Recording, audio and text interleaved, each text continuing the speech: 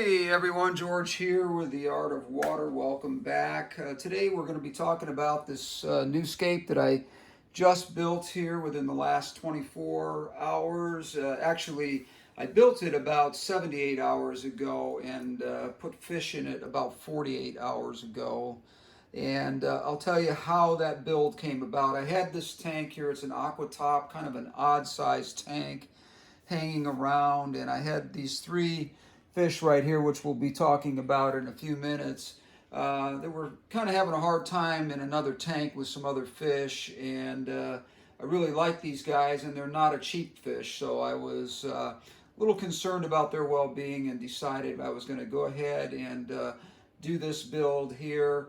And basically what I did is I took some hot rock from another build of mine. I took about half of it out and knew it was in very good shape, so no problems there. Also, this filtration system on the back of this is one I use in many of my tanks. As you can see, the neighboring tank next to it has the same kind of filtration system. This guy over here.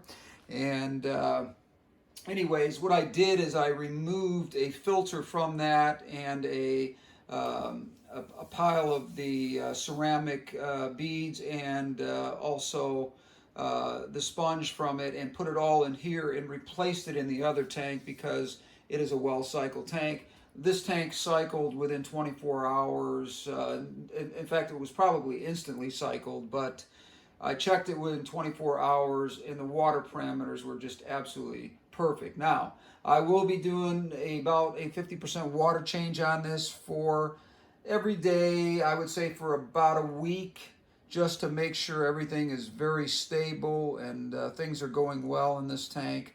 We don't want any problems. Shouldn't have any problems, but of course we're going to keep an eye on that just to make sure. Now, like I said, how I got started on this guy, this build here, was basically because of these three particular fish. Now, if you're not familiar with these fish, they are basically the fork-tailed blue-eye, yellow-finned rainbow fish. Now, they do have a long scientific name. I'm not even going to attempt to say it because I'll just slaughter the name, and I don't want to do that. So, but anybody that's familiar with these fish are going to know that they're not cheap. They're basically about $11 a piece, $11.99. Sometimes you can get them for $8.99. Sometimes they'll sell you a package deal on them where they'll sell you a male with two females for like 20 bucks, something like that. It just depends on who your supplier is and if they can get these guys in. Now, the habitat for these fish, they're originally from Papua New Guinea area, so they are fish that hang out in tributaries down in that part of the world, and love clear, crystal clear water. Temperatures between 75 and 80 degrees. I've been paying attention to the temperature in this guy. In the last couple of days, I use something like this, which is a digital thermometer, and of course I can test the water, and right there we're looking right at around 79 degrees, 79.1 degrees in this tank. So that is a perfect condition for these guys as far as temperature goes.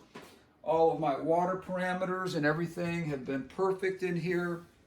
So there is nothing that I am concerned about at all at this point. So did kind of an island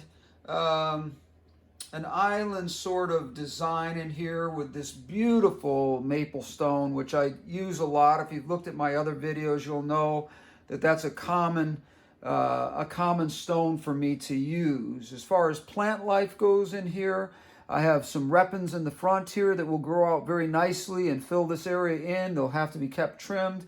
What I'll do is take the trimmings, of course, and fill in all the other areas so we have a nice carpet of the repens. We also have some green cardinal back there, some Anubias in here. There's two different types of Anubias, and also a sword in the back there that you probably can't see in the picture because it's hiding behind this rock right here, but it is in there. You can trust me on that. It's just kind of a small guy.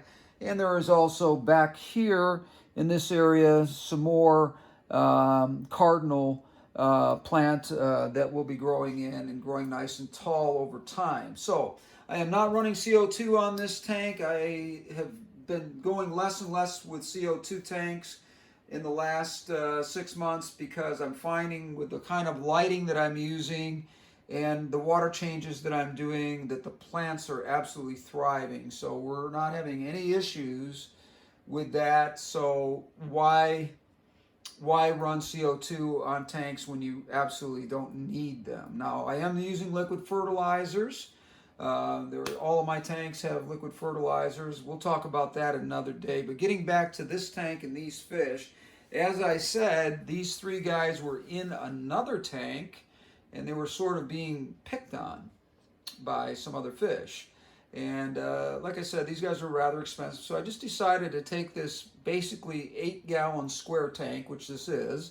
It's an Aquatop, kind of an unusual tank of theirs, one of those no frills kind of tank. And I decided to set it up and do an island sort of scape inside here. This piece of wood right here is a piece of ironwood, or not a piece of ironwood, I'm sorry. It's just a piece of spider wood. It's a rather thick piece of spider wood. And basically what I'm doing with it is using the natural splits and things like that in there. As you can see, the auto sink lid there. I'm using the natural split in the wood to put some of these plants down in there, giving them a chance to take off and do really well. And of course, tucking some of these other anubiases down in the rocked area. And I may take a little moss up in this area here and glue it on as I'm watching this tank grow out.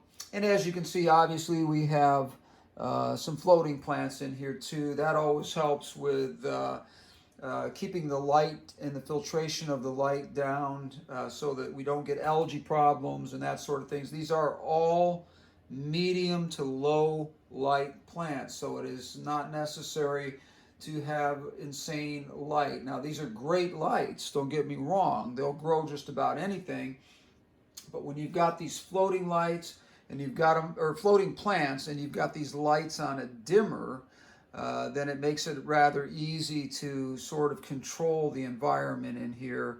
And as you can see, these fish are really, really enjoying this. They're little pigs, I can tell you for sure.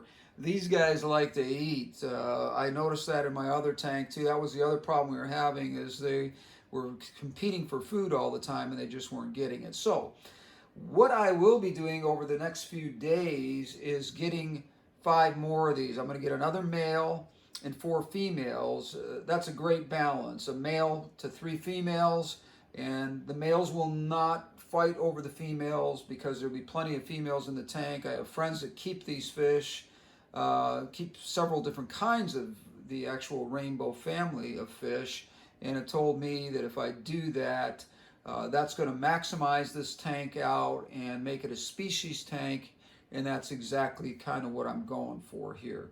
Now, I do have in the bottom of this tank 2 auto sink lids.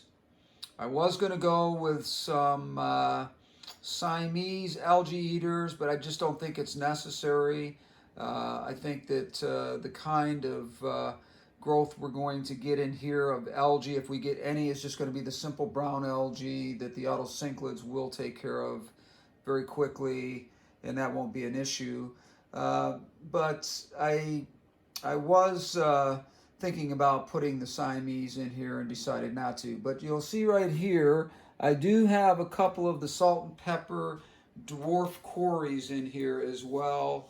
And got to be really careful with that because these guys here are big eaters, and the cories have got to have something that goes to the bottom of the tank to keep them healthy. If you don't have that food for them available, they will die rather quickly. So it's kind of like an auto sink lid. You got to watch their bellies and make sure that they're getting the food that they need or require, because if they're not getting it, it'll show up rather quickly. And once they quit eating, like any kind of sucker fish or catfish or anything in that family, once they quit eating, it's going to be hard to get them back eating correctly, and they will die. So we got to be extremely careful about that.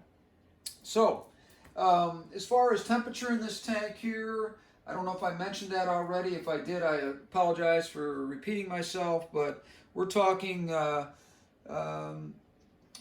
approximately 78 to 80 degrees. I use a digital stick like this, and basically what that does is tell me exactly the temperature of this tank, and we're running right about 79.5, 80, right about 80 degrees in here, which is perfect because these guys like 78 to 85 degrees on the high end, so we're kind of right in the middle there, and they seem to really be enjoying it. So I think it's going to be a perfect environment for them.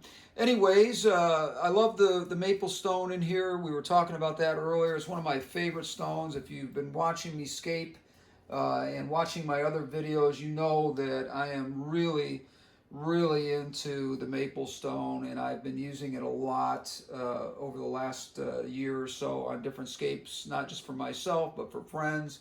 I keep a lot of it in my supply, and a lot of course, dragonstone as well. But just to sort of recap what we've got here, again, this is an 8-gallon Aquatop, which is an unusual size, but it is an 8-gallon.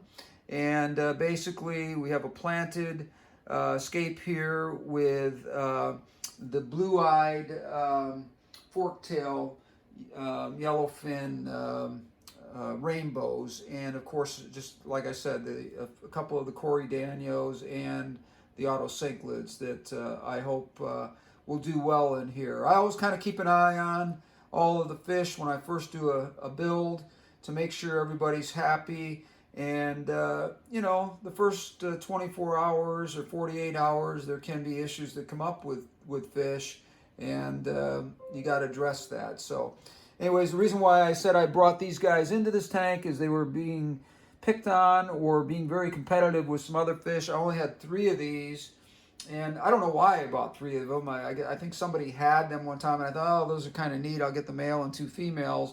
You really need to have 8 of them, like I said, in order to make a proper school of these guys, and they'll do really well. Anyways, George here with The Art of Water.